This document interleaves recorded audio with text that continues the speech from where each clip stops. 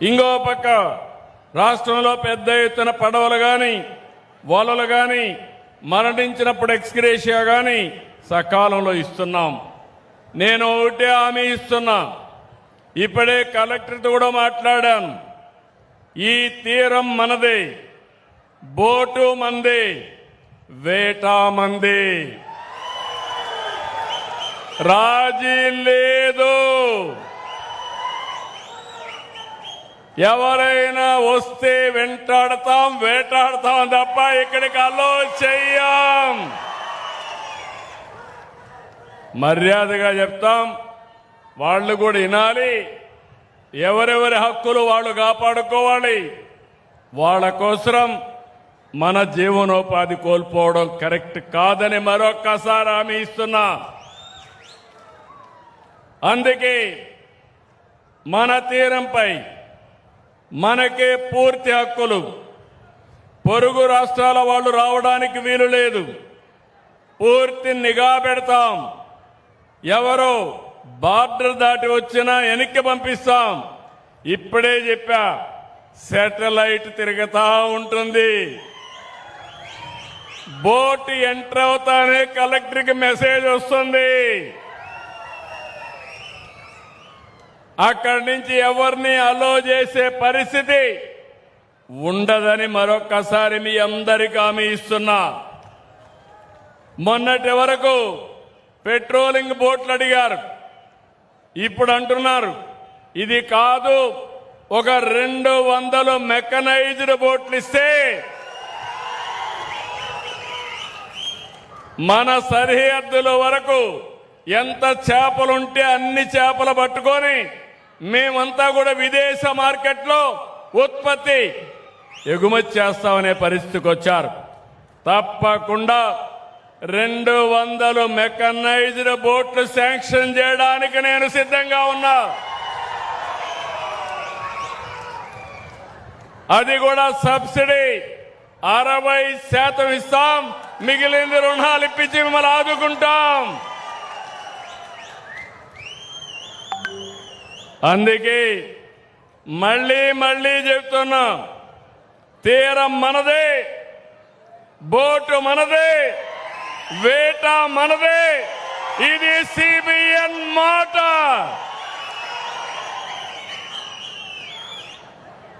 జిల్లాకు జువ్వెల దిన్నెలో అత్యాధునికమైన shipping harbour వచ్చింది. 288 కోట్లతో అభివృద్ధి దిన్న షిప్పింగ్ హార్బర్ నిర్మాణం జరుగుతోంది. 87% పనులు పూర్తయినాయి. ఈ హార్బర్ జిల్లా మత్స్యకారులకు ఒక సుదీర్ఘమైన కళ. ఇది మీకోసం నిర్మించింది. మిమ్మల్ని ఆర్థికంగా బలోపేతం చేయడమే ఈ హార్బర్ యొక్క ఉద్దేశం. ఇది మీ సొంతం. దీనిపైన ఫేక్ ప్రచారాలు నమ్మద్దండి. నేను ఒక విషయం ఇక్కడ చెప్పాలి. ఇన్ని సంవత్సరాలు సముద్రం ఉంది, మీ జీవితం మాత్రం మారలా. సముద్రం సంపద ఉంది, ఆ సంపద మనం ఉపయోగించుకోవాలా. చేపలు పట్టుకుంటున్నాం, కాదు గీదు అంటే ఉప్పు మండించుకుంటున్నాం. అవునా కాదా? కాదు.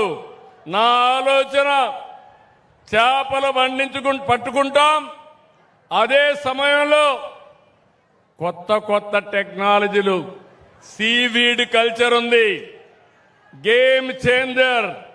సముద్రపు నీటితో సీవీడ్ కల్చర్ చేసి మీ జీవితాల్లో డబ్బులే డబ్బులు, డబ్బుల పండగ వస్తుందని మీ అందరికీ విజ్ఞప్తి చేస్తున్నా. ఉపాధి హామీ వస్తుంది. మా ఆడబిడ్డలు డాక్రా సంఘాలకు హామీ ఇస్తున్నా.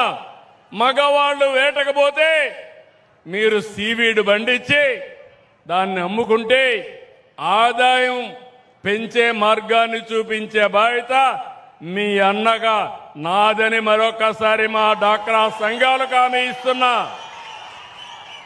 రెండోది, సముద్రం మన అదృష్టం. 1000 కిలోమీటర్లు ఉండడం మన వరం. ఇక్కడ గాని సక్రమంగా ఉపయోగించుకుంటే ఇక్కడ పనిచేసే మత్స్యకారుల పిల్లలు జీవితాలు బంగారు భవిష్యత్తు అవుతాయి. ఎందుకంటున్నానంటే ఈ మాట మీరు గుర్తుపెట్టుకోవాల్సిన అవసరం ఉంది. నాగరికత ప్రారంభించింది నీళ్లు ఎక్కడుంటే అక్కడ. ఆ రోజు కృష్ణా జిల్లా ఉంది, విజయవాడ పైకొచ్చింది, ఇక్కడ సోమశిల వచ్చింది, నెల్లూరు జిల్లా పైకొచ్చింది, గోదావరి వచ్చింది, రాజమండ్రి గోదావరి జిల్లాలు పైకొచ్చాయి. ఇప్పుడు నేను ఆలోచించేది ఈ సముద్ర తీరాన్నంతా ఉపయోగించుకుని మా మత్స్యకారుల జీవితాల్లో వెలుగు నింపే బాధ్యత నేను తీసుకుంటానని మీ అందరికీ హామీ ఇస్తున్నా. సముద్రం లేకపోయే చొరవ, సాహసం, రెండోది మీకుండే మెలకువలు. నన్ను సముద్రంలో పోతే పోలేను, నువ్వు సముద్రంలో పోతే ఏ అల వచ్చినా ఎంత స్పీడ్గా వచ్చినా దాన్ని సమర్థవంతంగా ఎట్లా ఎదుర్కోవాలో నీ పుట్టుకతో వచ్చిన విద్య, నీ పెద్దలు నేర్పించిన విద్య. అలాంటిది మీకందరికీ చదువు చెప్పించి మీ పిల్లల్లో మెలకువలు పెంచితే మీరందరూ కూడా రేపు టూరిజం వస్తే ఈ ప్రాంతం అంతా ప్రపంచానికే ఒక హబ్బుగా తయారవుతుంది. మా మత్స్యకారులకు ఉపాధి వస్తుంది. ఒక పక్క చేపలు పెంచుకుంటూనే నేను ఇంకొక కూడా నిర్ణయం చేశాను. ఈ యొక్క చేపలు మంచి ఆహారం. మళ్ళీ చెప్తున్నా, ప్రపంచమంతా ఎందుకు కొంటున్నారంటే ఇప్పుడు ఎక్కువగా కార్బోహైడ్రేట్స్ తింటున్నాం. బియ్యం అంటే కార్బోహైడ్రేట్, అది తింటే షుగర్ వస్తుంది. షుగర్ వస్తే గేట్వే ఫర్ ఆల్ డిసీజెస్, అన్ని రోగాలకు గేట్వే. అదే గాని మా మత్స్యకారులు పండించిన చేపలు తింటే ఇది ప్రోటీన్. ప్రోటీన్ తింటే డయాబెటీస్ రాదు. డయాబెటీస్ రాకపోతే మీ ఆరోగ్యం బాగుంటుంది.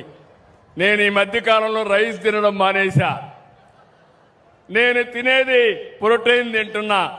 ఆ ప్రోటీన్ పండించేది మా మత్స్యకారులని మరొక్కసారి విజ్ఞప్తి చేస్తున్నా. ఇంతవరకు మార్కెట్ చేసుకోలేకపోయాం. నేను మీ అందరికీ మార్కెట్ మేనేజర్గా పనిచేస్తా. మీ చేపలకు గిరాకీ సృష్టించే బాధ్యత నాది, అమ్మించే బాధ్యత నాది. నేను చెప్పిన మాటలు విని మీరు కూడా నా మాట వింటే మీ జీవితాల్లో తిరుగులేని విజయాన్ని సాధించి పెట్టే బాధ్యత నాది. ఇంకో పక్క ఈ పోర్ట్లన్నీ మీరు చూస్తే ఎక్కడెక్కడ ఫిషింగ్ హార్బర్లు కావాలనో ల్యాండింగ్ కోసం ఏర్పాట్లు చేయాలని అన్ని దిక్కలా చేస్తాం. రెండో పక్కన కొన్ని పెద్ద పోర్ట్లు వస్తే అక్కడ ఇండస్ట్రీస్ వస్తాయి. ఇక్కడ కూడా మీరు ఉత్పత్తి చేసిన వస్తువుల్ని ఈ పోర్టు ద్వారా పంపిస్తే ఇక్కడ మీ పిల్లలకు కూడా ఉద్యోగాలు వస్తాయి.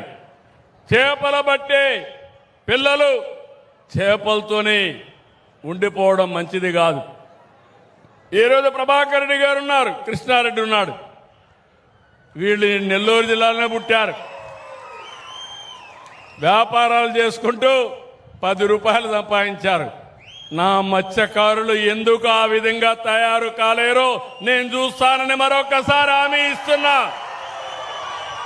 అది నా పట్టుదల. అన్ని చెరువుల్లో నీళ్లు పెట్టాను, అన్ని రిజర్వాయర్లో నీళ్లు పెట్టాను. రిజర్వాయర్లు నీళ్లు కళకళలాడుతున్నాయి. ఇప్పుడు చేపలు గలగలలాడించాల్సిన బాధ్యత ఉంది. అన్ని చెరువుల్లో చేపలు ఉండాలి.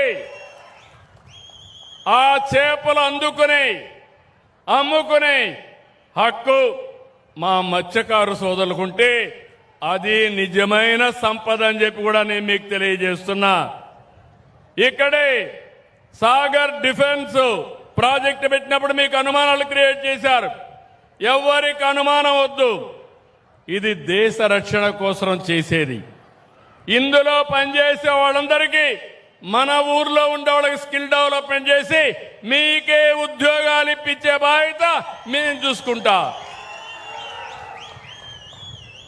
ఇంకొక పక్కన ఈరోజు మనందరం గుర్తుపెట్టుకోవాల్సింది అవేర్ ఒక వ్యవస్థ పెట్టుకున్నాం. మత్స్యకారులందరికీ వేటకు పోయే వాళ్ళందరికీ సమాచారం పెట్టామా లేదా అని మిమ్మల్ని అడుగుతున్నా. పెట్టామంటే చేతుల పైకెత్తండి. That is very good. ఇప్పుడు కలెక్టర్ చెప్పాను, సెటిలైట్ తిరుగుతూ ఉంటుంది. ఇక్కడ ఎవరు ఎంతమంది ఉన్నారో అది కూడా రికార్డ్ చేస్తూ ఉంటుంది. ఏదైనా బోట్లు వస్తే అది కూడా రికార్డ్ చేస్తుంది. అదే మరి సంపద ఎక్కడుందో అవన్నీ కూడా చూసి చేపలు ఉండేది ఇక్కడికి మనకి ఎప్పటికప్పుడు వస్తాయి.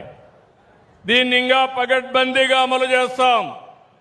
ఒక పక్క మెకనైజ్డ్ బోట్లు వచ్చి ఇంకో పక్క ఎక్కడ చేపలున్నాయో చెప్పగలిగితే మీరు ఈజీగా పట్టుకునే పరిస్థితి వస్తుంది.